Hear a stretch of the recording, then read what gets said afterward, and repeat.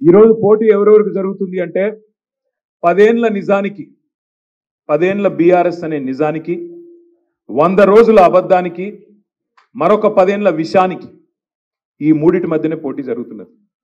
10 ఏళ్ల నిజం బీఆర్ఎస్, 10 ఏళ్ల విషం బీజేపీ, 100 రోజుల అబద్ధం కాంగ్రెస్ పార్టీ. ఈ మూడిటి మధ్యనే పోటీ జరుగుతున్నది, వ్యక్తుల మధ్యన జరుగుతలేదు. అబద్ధం 100 రోజుల అబద్ధం అని ఎందుకంటే నేను ఉత్తగానే అంటలేను. బస్సు ఫ్రీ, బంగారం ఫ్రీ అన్నాడు.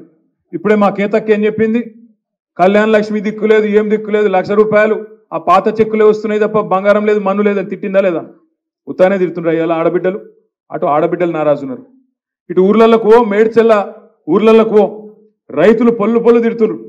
డిసెంబర్ 9 నాడు ఎక్కడున్న రైతన్నలు 2 లక్షలు తెచ్చుకోండి, నేను కడతా, 9 తారీఖు నాడు నేను దస్కత్ పెడతా అన్నాడు. మరి ఆడవాయ్ డిసెంబర్ 9 వాయ్, జనవరి 9 వాయ్, ఫిబ్రవరి 9 వాయ్, మార్చి 9 వాయ్, ఏప్రిల్ 9 రావట్టే. కానీ 2 లక్షల రుణమాఫీ లేదు, ఓదికి రుణమాఫీ లేదు, రైతు బంధు రాదు, కరువు వచ్చింది. కనీసం మంత్రులు ఊళ్ళకు పోరు, అక్కడ కరువు వచ్చి రాళ్లవాన పడితే కూడా రైతులను అడిగినోడు లేడు, పట్టించుకున్నోడు లేడు. కనీసం అధికారులు పోయి ఎన్యూమరేషన్ చేసి ఎకరానికి ₹10,000 నష్టపరిహారం ఇవ్వమంటే అది ఇచ్చే తెలివి లేదు. అందుకే నేను అనేది 100 రోజుల అబద్ధం రేవంత్ రెడ్డి పాలన. ఒకటి కాదు, ఏ పని కూడా ఇప్పటి వరకు చేయలేదు రేవంత్ రెడ్డి గారి ప్రభుత్వం.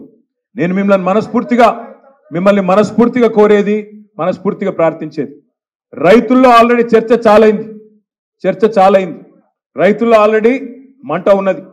అటు ఆటో డ్రైవర్లు వాళ్ళు మంట మీదే ఉన్నారు, వాళ్ళు కూడా కోపంగా ఉన్నారు. ఇటు యువకులు మా తమ్ముళ్ళు వాళ్ళు కూడా కేసీఆర్ ఇచ్చిన ఉద్యోగాలను 30,000 ఉద్యోగాలు కేసీఆర్ ఇచ్చిన ఉద్యోగాలకు కాగితాలు ఇచ్చి బురిడి కొట్టించి నేను ఇచ్చిన ఉద్యోగాలని చెప్పుకుంటున్నాడు, మోసం చేస్తున్నాడు అని చెప్పి విద్యార్థులు ఆగ్రహంగా ఉన్నారు. బంగారం ఏడవాయా అని మహిళలు ఆగ్రహంగా ఉన్నారు. మహాలక్ష్మి ఎక్కడవాయా నెలకు 2,500 మా ఆడబిడ్డలు కోపంగా ఉన్నారు.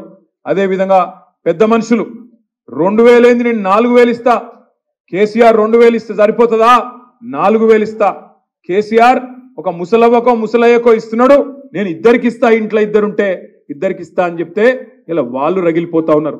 ఇంతకుముందు మాట్లాడుతుంటే వెనకకెళ్ళి నేను వింటున్నా, పెన్షన్ పోయింది అని కేతక్ అంటుంటే ఆ పెన్షన్ కూడా ఒక నెల ఎగొట్టిండని చెప్పి వెనకకెళ్ళి మా మహేశ్వరి, మా బేగంపేట కార్పొరేటర్ ఆడబిడ్డ చెప్తా ఉన్నది.